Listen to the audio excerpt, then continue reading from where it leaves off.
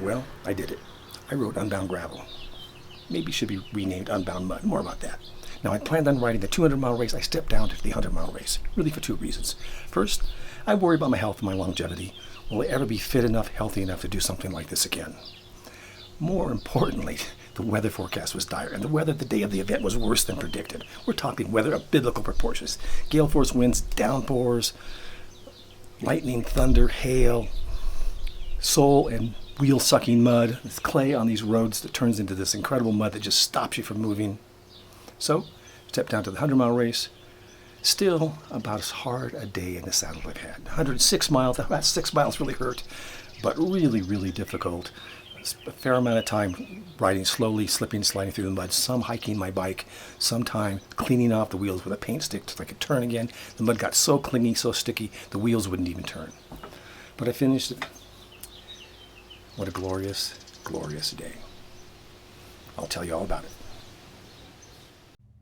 Here is a story of my Unbound 2026, which were perhaps the 100 toughest miles of cycling I've ever faced. And what a face. Now, I planned on riding the 200-mile race, but the weather intervened. Here's a weather report the evening before my race. A continuous 50% chance of rain. Here's a weather report that the morning of the race, a continuous 50% chance of rain. I decided to step down to the 100-miler to avoid the muddy conditions that we'll see shortly. Here's how the weather actually turned out. Biblical proportions. Driving wind, rain, thunderstorms, tornadoes, lightning, torrential downpours, an astonishing day.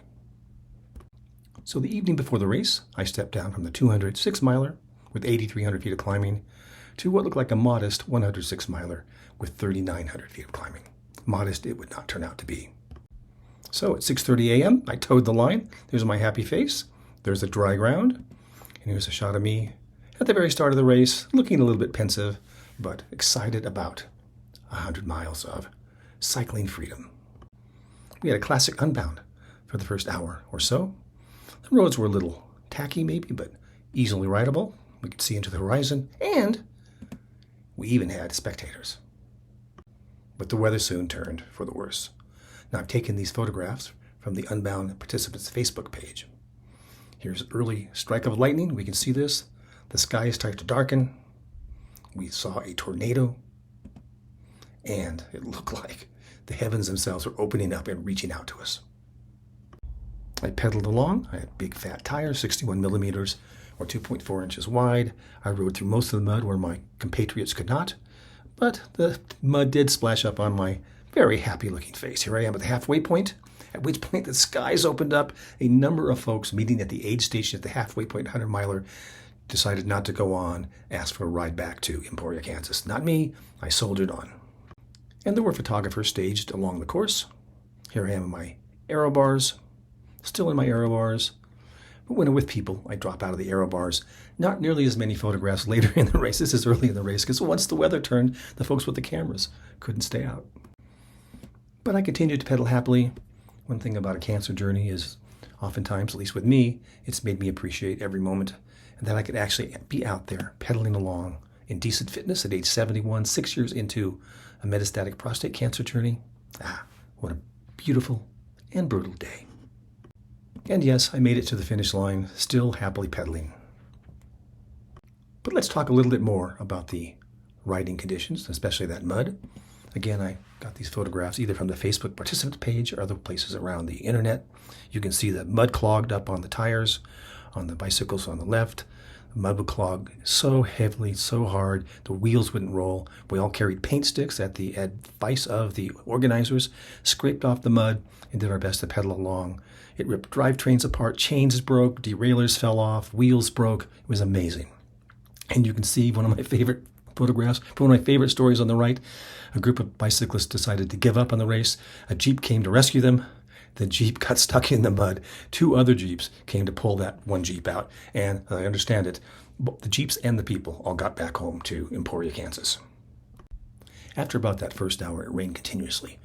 Oftentimes the surface was rideable, like this one. We could ride through them. The mud would splatter. We could ride through them.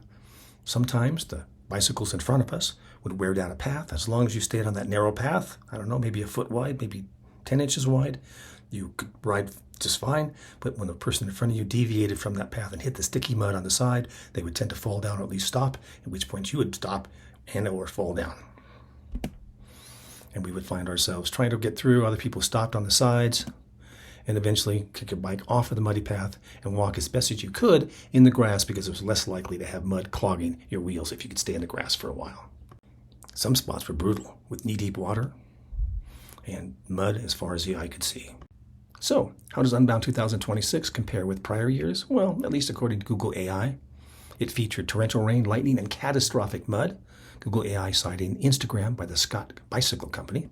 Scott posted, Unbound 2026 will be remembered for years to come. The Flint Hills threw everything at the Scott Gravel Squad, its own bicycle team. Bike clogging mud, torrential rain, flooded crossings, relentless headwinds, and scorching heat. The Silka Company, which builds bicycle parts, deemed this a mud year to remember.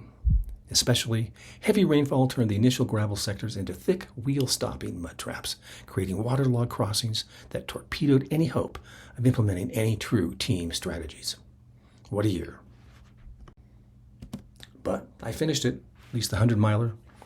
At this point in my life, 6 years into a metastatic cancer journey, my cancer is becoming incurable. It is micrometastatic. There are prostate cancer cells floating around in my body, but they have become friendly enough to gather together in sufficient numbers to form treatable-sized tumors.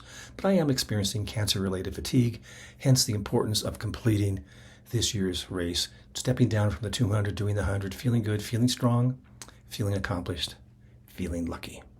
So, as I say, cancer schmancer. And so, what about next year? We shall see. If I'm healthy enough and fit enough, I'll be back.